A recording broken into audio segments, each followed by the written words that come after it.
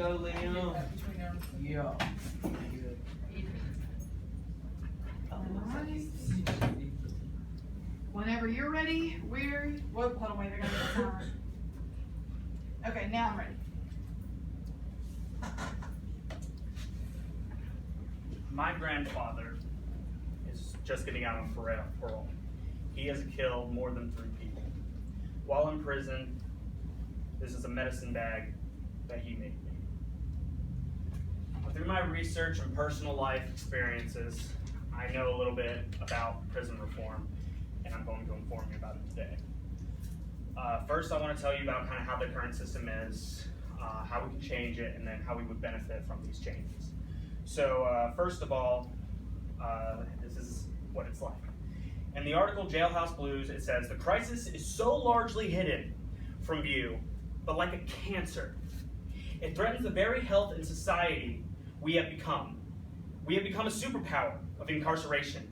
Today we house 2.2 million inmates, according to the most recent U.S. Bureau of Justice status report." And another thing, this is about Rikers Island, which is a very infamous prison, horrible conditions, and here's an example of it. So in the article, "Welcome to Hell's Island," it says, "Rikers continues to be an accelerator of human misery, and you come out worse than you did when you went in." This is why we kind of need it, because the prison system shouldn't be a breeding ground for criminals, it should be a deterrent. It also says, saying, "The report from the Lippman Commission, of which Lehman is a member of, raises the point stating that every day about 3/4 of the 9,700 people in the city jail are awaiting the outcome of their cases, nearly all of them behind bars because they cannot afford bail." Now, this is a serious problem. You shouldn't be going to jail for a crime that you didn't commit, maybe you didn't commit just because you don't have the money to basically get out. And now another thing may be thinking, why should I care? Why is this important to me? I'm a good citizen. I don't go to jail. I'm not going to go to jail. So this is from an interview with a recently released prisoner. It comes from the article, "Getting Smart on Crime." "When we talk 3 days later after his release, Turner is thrilled about his newfound freedom. He likens it going to a different world. Cell phones amaze him. Everyone's on them, everywhere you go. He's still getting used to sleeping with the lights out.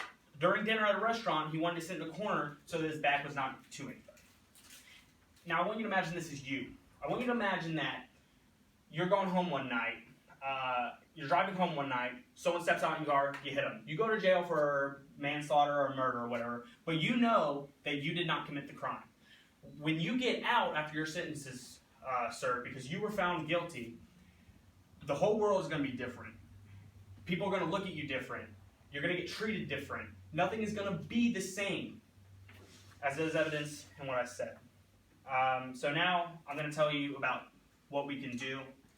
And really, when we come to reforming the prison system, it's not entirely about renovating the system itself. You have to look at a bunch of other factors. As it says in the United Nations Office on Drugs and Crime website, "Reform on the prison system should therefore always take into account the needs relating to the reform of the criminal justice system as a whole, and employ an integrated, multidisciplinary strategy to achieve sustainable impact. This reform initiates would usually need to also encompass criminal justice institutions other than the prison service, such as the judiciary, prosecution, and police as relevant." So what this means is that instead of just focusing on prisons like Rikers Islands, you need to focus on the police. You need to make sure that they're doing their jobs properly. You need to focus on the judges. They're not incorrectly passing sentences.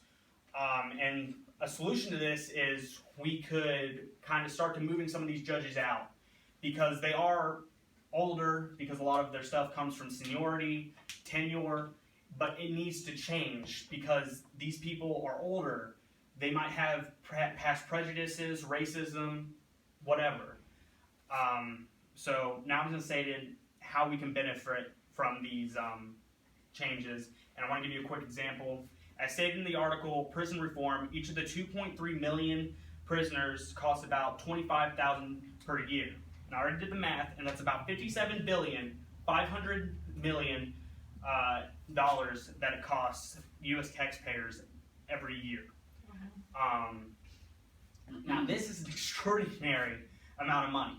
We could be using this to do so much better, but instead, we're using it to house like felons, low crime drug dealers, and people who are wrongly imprisoned, all that stuff.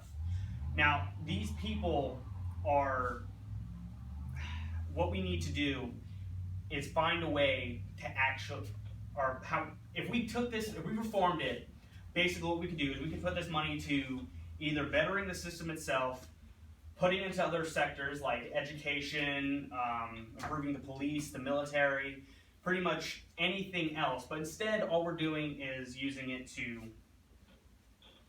keep the system the way it is, and that's not good. So now I talked to you about all this, I want to tell you what you can do. As Mr. Ballman has said, if any of you have this class, the U.S. Citizens are extremely lazy. They will not do anything unless there's short solutions or the like. So here's some of the stuff that we can do. So these changes will neither be affected like immediately, and even if we did get them, let's say we did get them today, they're not going to be effective over a long period of time. Well, you won't see the effects in probably to a long period of time. So what you could do to actually spur this movement is to call like your representative, protest outside of prisons, like go to Washington if you can. You just need to do anything you can to make sure your voice is heard. You want to make sure people aren't just looking at you and going, oh, that's cool. You need to make sure that you are seen and you are heard. Because without this, no one will do anything and it'll just be a waste of time. Now, so that's the end of my speech. Okay, so that is it. And I hope that you will take the time and appreciate this and maybe try to do something about it.